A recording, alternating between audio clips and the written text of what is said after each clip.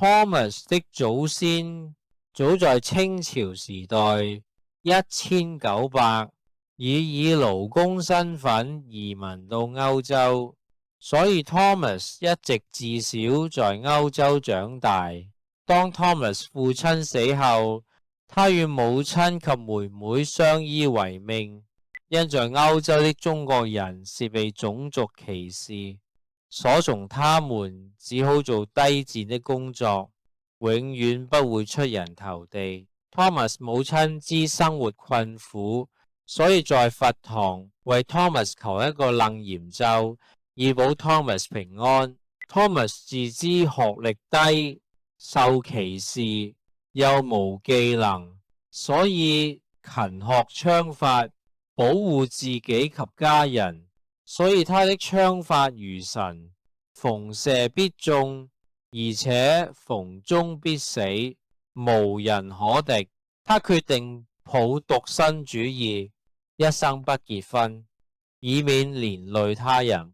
Thomas 嘅妹妹受僱於一間捕魚公司， Thomas 是漁夫， Thomas 妹妹是廚師。當時正遇德國發動戰爭，鯨吞歐洲各國，戰火迅速蔓延。有一次 Thomas 及他妹妹跟隨漁船出海工作，當漁船駛到公海時，遭遇一隻德軍巡邏船攔奪，德軍要上船檢查。德軍上船後，一個軍官向漁民說， I know your people have fled due to the war, carrying gold and valuables. I now order you to hand over all your gold and valuables, or everyone on board will be killed. This woman wants to come back with me to be my woman. Now, she must come with me immediately. Do you understand? Thomas 眼見事態嚴重，立刻拔出身上手槍，以極快的速度連環射殺德軍。所有德軍因 Thomas 的槍法如閃電快速，未能及時還擊，所以全部都被 Thomas 殺死。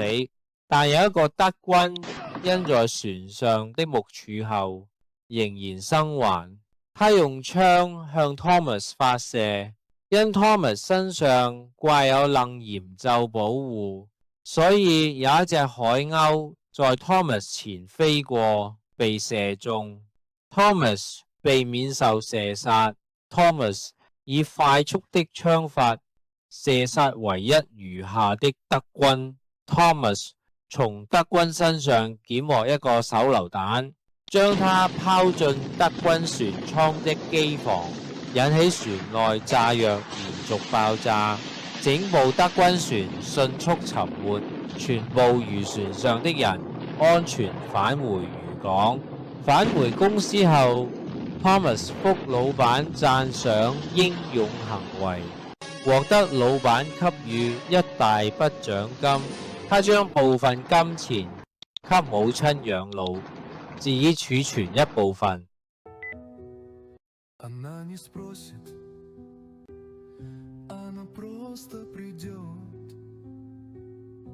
戰火蔓延快速，德國軍隊已到達 Thomas 國家邊境，國家下令全部男士要當兵。Thomas 被派到空軍工作。有一天 ，Thomas 被命監去鄰國德軍佔領區投下炸彈。當 Thomas 駕駛飛機到該區時，他向下望，見有眾多兒童在辛苦哭泣，多人受傷。他不忍心將機上的炸彈投下，他將飛機飛往公海，及將所有的炸彈投進公海內。所以才救了許多兒童的生命。當他將飛機飛回空軍基地時，被上司軍官嚴重責罵。You have seriously violated military regulations and will be punished. I am now sending your unit to the front lines as part of a suicide squad. This is the order. Thomas 母親知道兒子被派至敢死隊，所以他在佛前求得一個佛牌，他將佛牌交給 Thomas，以保他平安歸來。戰火緩然到國家邊境，人民死亡慘重，建築物盡毀。Thomas 被立刻派往前線，負責抵擋德軍入侵。戰爭異常激烈，在一次突擊德軍時，因情報的錯誤，致全軍覆滅。Thomas 得佛的保佑，幸運地生還，而一個人獨自在森林中逃亡。在休息期間，他從樹後看見一個女子被德軍欺凌，女子拒絕德軍要求，想離去，但被德軍阻止。有一個軍官對女子說：This place is now under our control. If you disobey my orders, you will surely die. Do you understand? You woman, come with me. You have no choice.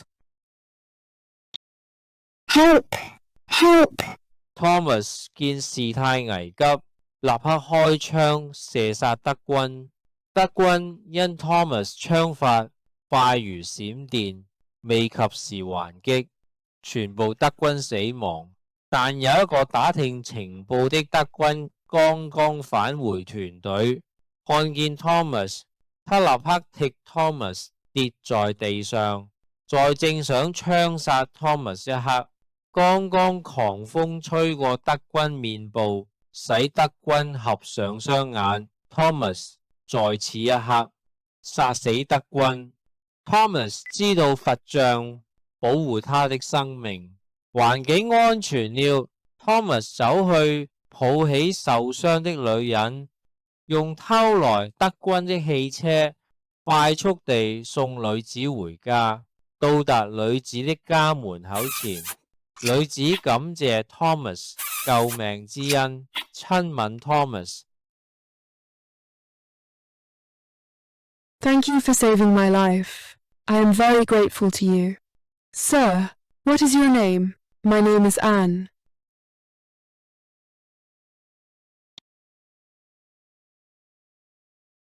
My name is Thomas. 因美國的攻擊，德國敗亡，戰爭結束，人民生活回復正常。Thomas 用他嘅獎金開了一間酒鋪，經營賣酒生意。安全返回家後，有一富家兒子想向安求婚，但被安拒絕，原因對方不是安的理想對象，富貴不是安追捕目標。安在家中仍念念不忘 Thomas 救命之恩，終日想尋找 Thomas， 但人海茫茫，不知如何尋找。在一次偶然的時刻，他看見牆上貼有一件賣酒廣告，想再印有 Thomas 的相片及經營的地址。於是他取下廣告紙帶回家中，在思潮起伏間，仍感謝他恩人 Thomas， 於是決定依廣告地址尋找 Thomas。 安立刻離開家鄉，遙遙千里，坐火士找尋 Thomas。 到車站終點時，經車站員工指示，根據地址找尋 Thomas， 終於找到 Thomas 經營的酒鋪。 Thomas 於是步出鋪外與 Anne 見面。 Anne 禁不住眼淚，即刻擁抱 Thomas， 感謝他以前救命之恩。 Thomas 對突然其來的 Anne 不知所措，唯有招呼他在鋪內住宿，而 Anne 決定留下幫 Thomas 經營酒鋪的生意。 Shall we get married? Because you are the ideal husband for me.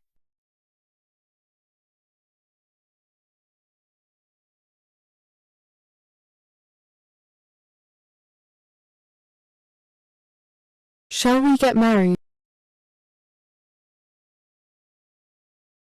Thomas 聽見安的要求，不知所措，但因為母親的要求下，他不想母親因他經歷戰爭而令母親苦等那麼久，及母親催婚下，所以決定放下獨身主義，應承與安結婚。在佛寺內 ，Thomas 與 Anne 在佛寺師父見證下結為夫婦。Anne 亦依傳統穿上中國式禮服，皈依佛教，做了佛門的弟子。婚後 Anne 及 Thomas 育有一女兒。Anne 感覺生活快樂及幸福。